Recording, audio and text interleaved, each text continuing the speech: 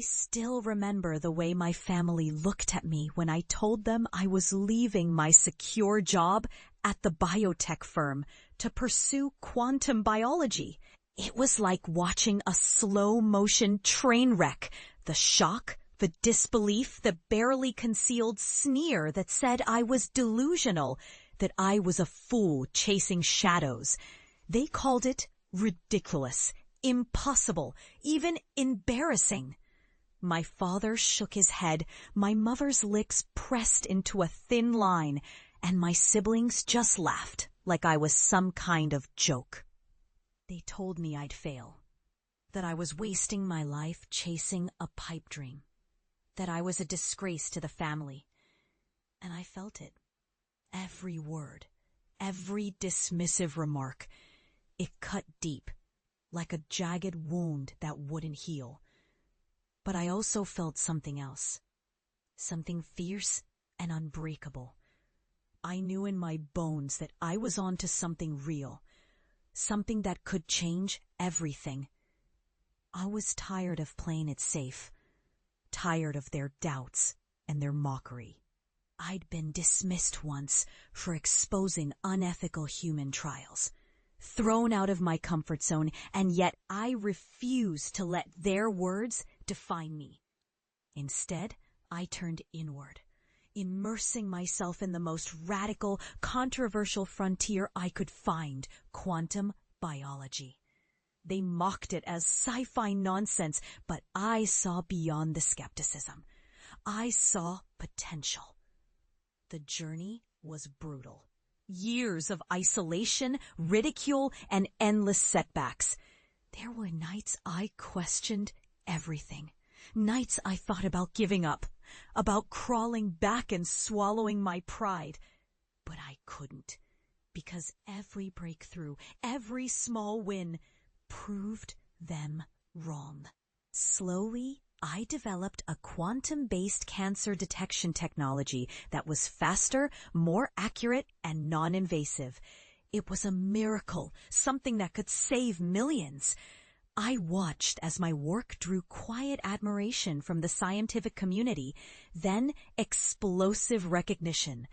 The world embraced what I built, and suddenly, I wasn't just some crazy researcher. I was a pioneer.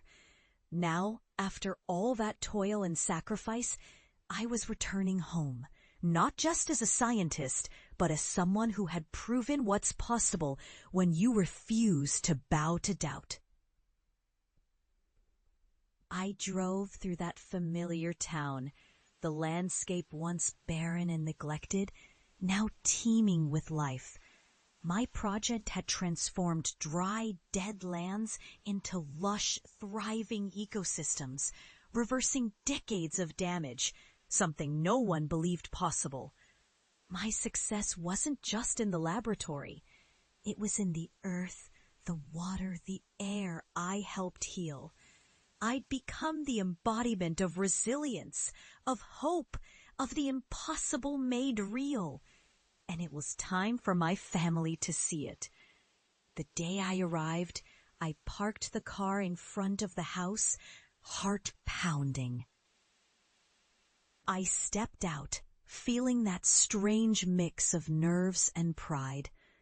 As I approached the porch, I could see them, my family, standing on the lawn, eyes fixed on me. They looked older, their faces lined, the past lingering behind their eyes like ghosts. My father's jaw tightened, my mother's hands trembled slightly, and my siblings looked uncertain, maybe afraid of what I'd become, maybe afraid of facing their own doubts. I took a deep breath. No more words needed. I wanted them to see with their own eyes who I was now. I led them into the backyard, where the land I had transformed sprawled out like a living testament. Once cracked, barren soil was now thick with green, trees towering, flowers blooming. The air was rich with scent, alive and vibrant. I pointed to the newly restored creek teeming with fish, to the thriving vegetable patches, the pollinator gardens buzzing with bees and butterflies. This wasn't just a project. It was a revolution. I had turned despair into vitality, neglect into abundance. Then I stepped back and let them witness. My father's eyes widened as he looked around, shock and awe flickering across his face. My mother's hands covered her mouth, tears shimmering in her eyes. My siblings stared in disbelief, some blinking rapidly, others whispering to each other. And then I saw it, the moment of reckoning. My father, who had mocked me for chasing sci-fi nonsense, took a tentative step forward. He looked at the lush growth, the life I brought back from the brink. His voice, hoarse and trembling, broke the silence. How did you do this? How did you turn all this around? I smiled, feeling the weight of years lift from my shoulders. Quantum biology, I said simply, is not just theoretical anymore. It's real. It's changing everything. Medicine, ecology, the way we understand life itself. My mother's eyes filled with tears. We thought you were wasting your talent, that you'd never amount to anything. We judged you because we couldn't see past our own limitations. I looked at them, my voice steady but filled with emotion. You told me I'd fail. You said I was an embarrassment. But I never gave up. I believed in what I was doing, even when no one else did. And now I've proved that what they called impossible is just waiting for someone brave enough to try. The silence stretched. Then my father, with a trembling voice, reached out and clasped my shoulder. We were wrong. We should have believed in you from the start. And that moment, that simple act of acknowledgement, felt like the universe finally righted itself. See, here's what I've learned. When people dismiss your dreams, when they mock your passion, it's not about you. It's about their own fears, their own limitations. But if you hold on to your truth, stay relentless, and keep walking forward, you will eventually turn their doubts into your triumph. You will transform the barren lands of their disbelief into lush, thriving worlds, both outside and within.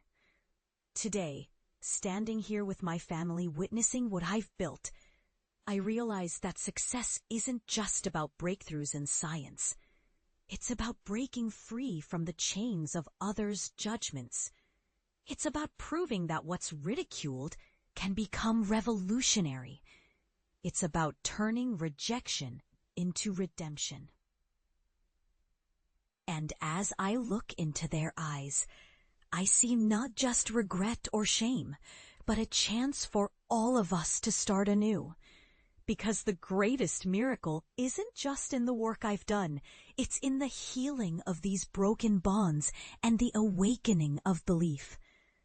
I am living proof that no matter how dark the past, the future can bloom brighter than anyone ever imagined. After all, the greatest success story is not just about changing the world.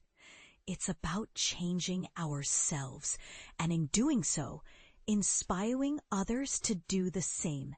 That's the